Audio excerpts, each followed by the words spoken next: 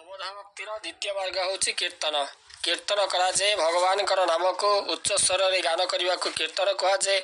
ଯାହାଫଳରେ କି ଆମର ସୁପ୍ତ କୁଣ୍ଡଳିନୀ ଶକ୍ତି ଜାଗ୍ରତ ହୁଏ। କୀର୍ତ୍ତନ କରିବା ଦ୍ୱାରା ଆମେ ଯେଉଁ ସଂସାର ଜଞ୍ଜାଳରେ ଆମେ ସାଧାରଣ ମଣିଷମାନେ ସେମାନେ ସାଂସାରିକ ଜଞ୍ଜାଳ ମଧ୍ୟରେ ବୁଡ଼ି ରହନ୍ତି।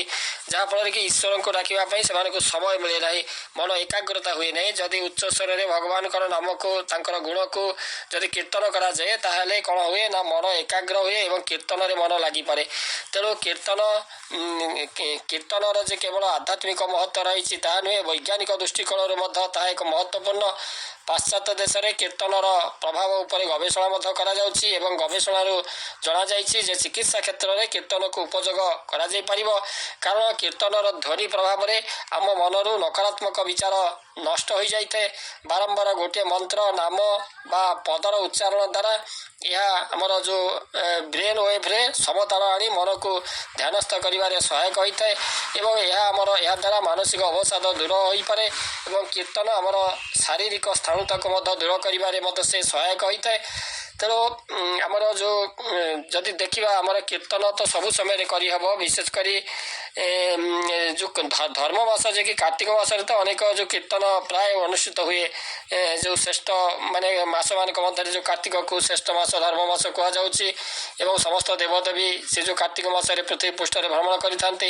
କାର୍ତ୍ତିକରେ ତ ରାଇ ଦାମୋଦର ଉପାସନା କରାଯାଏ ଏବଂ ରାଧାକୃଷ୍ଣଙ୍କର ଦିବ୍ୟ ରାସକେଳିରେ ମଗ୍ନ ଥାନ୍ତି। ବୈଶାଖ ମାସରେ ମଧ୍ୟ ଭଗବାନଙ୍କର କୀର୍ତ୍ତନ ବିଭିନ୍ନ ସ୍ଥାନରେ ଅଷ୍ଟପ୍ରହରୀ ବିଭିନ୍ନ ପ୍ରହର ଅନୁଯାୟୀ ନାମ ସଂକୀର୍ତ୍ତନ କରାଯାଏ। ଅଷ୍ଟପ୍ରହରୀ 16 ପ୍ରହରୀ 24 ପ୍ରହରୀ ଏହିଭଳି ଭାବରେ ଭଗବାନଙ୍କର ତାଙ୍କର ପୂଜାର୍ଚ୍ଚନା କରାଯାଇଥାଏ। ଏବଂ ତାପରେ ଆମେ ଯଦି ଦେଖିବା ଯେ କୀର୍ତ୍ତନ କରାଯାଏ, ଯେଉଁ କୀର୍ତ୍ତନରେ ଆମେ କ'ଣ କରୁ ନା ଭଗବାନଙ୍କର ଯେଉଁ ମନ୍ତ୍ର ଜପ ଧ୍ୟାନ କରିବା ଏ ଅତ୍ୟନ୍ତ ଶୁଭଦାୟକ। ତେବେ ନାମ ସଂକୀର୍ତ୍ତନ ଇଏ ହେଉଛି ସର୍ବୋପରେ। ତେଣୁ କାର୍ତ୍ତିକ ଆମର ଯଦି ଦେଖିବା ମହାମନ୍ତ୍ର ହରେ କୃଷ୍ଣ କୃଷ୍ଣ କୃଷ୍ଣ ହରେ ହରେ ହରେ ରାମ ରାମ ରାମ ହରେ ହରେ ଏଇ ଯେଉଁ ମହାମନ୍ତ୍ର କୀର୍ତ୍ତନ କରାଯାଇଥାଏ। ତେବେ ଗ୍ରାମେ ଗ୍ରାମେ ଅଷ୍ଟମ ପ୍ରହରୀର ଆୟୋଜନ କରାଯାଇଥାଏ। 16 ପ୍ରହରୀ ସଂକୀର୍ତ୍ତନ ଚାଲେ। ଆମର ଭକ୍ତି ବେଦାନ୍ତରେ ମଧ୍ୟ ତାହା ବଳିଷ୍ଠ ପ୍ରମାଣ ରହିଛି ଯେ କୀର୍ତ୍ତନ ଆଜକୁ ପ୍ରାୟ 500-600 ବର୍ଷ ତଳୁ ଭାରତରେ ପ୍ରଚଳିତ ଥିଲା। ହରେନ୍ ନାମ ହରେନ୍ନାମେବ କେବଳଂ କଳୌ ନାସ୍ତୈବ ଗତିରନ୍ୟଥା। ତେଣୁ କଳିରେ ଯେଉଁ ହରିନାମ କେବଳର ଏକମାତ୍ର ମାଧ୍ୟମ ହେଲା ସଂକୀର୍ତ୍ତନ। ପରବର୍ତ୍ତୀ ସମୟରେ ଶ୍ରୀ ଚୈତନ୍ୟ ମହାପ୍ରଭୁ ଏବଂ ତାଙ୍କର ଅନୁଗାମୀ ଗୌଡ଼ୀୟ ବୈଷ୍ଣବମାନେ ଏହି କୀର୍ତ୍ତନର ପରମ୍ପରାକୁ ପ୍ରଚାର ପ୍ରସାର କଲେ।